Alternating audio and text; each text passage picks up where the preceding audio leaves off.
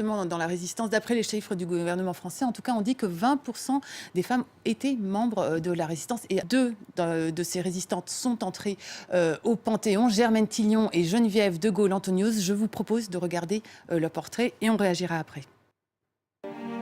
Germaine Tillion, Geneviève Antonios de Gaulle, réunies toutes deux au Panthéon.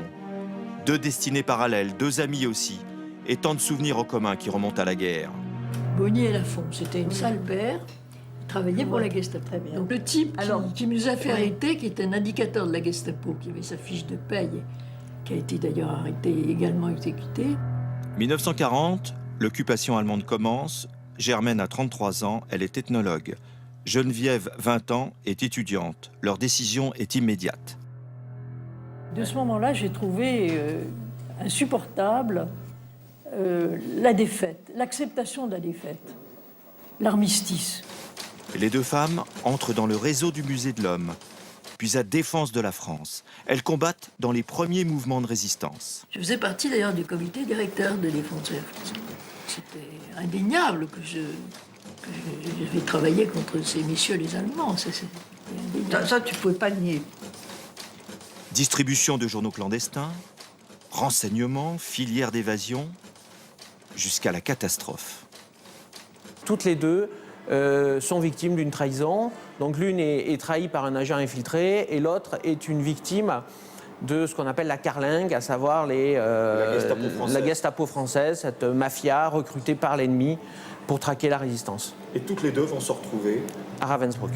Ravensbrück, au nord de Berlin, principal camp de concentration pour les femmes, 150 000 de toutes nationalités, réduites en esclavage. Mais Germaine Tillion, en bonne scientifique, a le courage d'analyser de l'intérieur le système concentrationnaire. Lorsque j'ai compris comment marchait la mécanique économique, comment fonctionnait l'exploitation dont nous étions victimes, à ce moment-là, j'ai essayé de l'expliquer avec les chiffres à mes camarades. Elle aura même l'audace d'écrire dans le camp une opérette sur Ravensbrück qui ose évoquer avec ironie le corps des femmes déportées. Blanche rondeur au contour délicieux, les païens sont un régal pour les yeux. Ils ont tous, malgré leur forme régulière, leur physionomie particulière.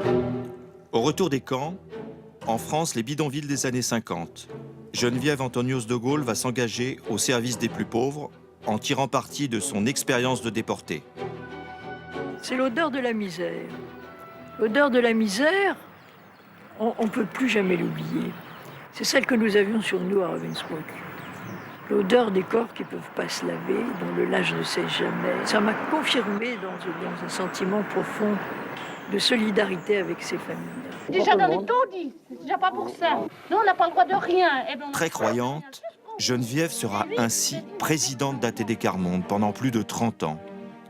Ces mêmes années, sa camarade Germaine, humaniste athée, poursuit inlassable son travail d'ethnologue.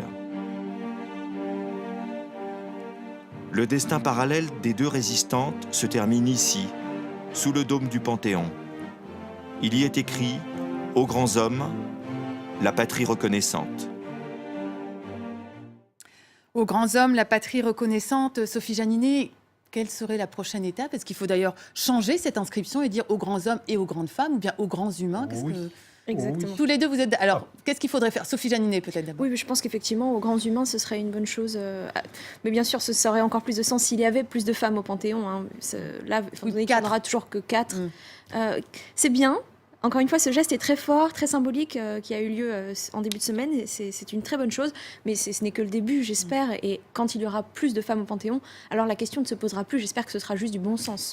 Qui pourrait rentrer au Panthéon, d'après vous? En restant dans la résistance, je suis surpris, par exemple, que Marie-Madeleine Fourcade, qui était chef de réseau, et une des rares femmes chefs de réseau, ne soit pas encore entrée au Panthéon. Mais on voit bien qu'il y a quelque chose. La République ritualise les entrées au Panthéon, mais il y a toujours un problème des femmes avec le pouvoir. Et donc, celles qui y sont entrées sont celles qui, effectivement, étaient aux marges du pouvoir, n'étaient jamais dans un exercice. Bon, on n'a pas fait entrer les 3 ministres de Léon Blum, qui, effectivement, avait été appelée à exercer du pouvoir, que ce soit Irène Joliot-Curie à la recherche scientifique, que ce soit Cécile Brunschwig ou Suzanne Lacorre. Je pense que ça aurait été symbolique aussi de la place des femmes dans le pouvoir politique. Et par rapport au pouvoir, on voit bien que là, on a l'impression de buter. Une autre politique, c'est Olympe de Gouges aussi, qui avait toute sa place. Olympe de Gouges, en plus, quand on parle sur notre Tumblr d'un processus d'invisibilisation, c'est-à-dire que quand on parle des femmes, on ne dit qu'une partie de ce qu'elles ont fait. Olympe de Gouges, tout le monde, tous ceux qui la connaissent pour le droit des femmes et des citoyennes. Est-ce que beaucoup de gens savent à quel point elle a milité, non seulement pour le divorce, pour la création des maternités, etc., mais aussi pour des droits qui concernent tout le monde, comme effectivement contre l'esclavage, mais aussi elle voulait créer des foyers pour les sans-abri, notamment à l'approche du grand hiver de 1788-1789. Elle voulait créer des ateliers pour les chômeurs. Toutes ces idées, c'est très précurseur. Hein, et on ne l'évoque jamais parce qu'on reste cantonné sur son rôle de féministe. Alors peut-être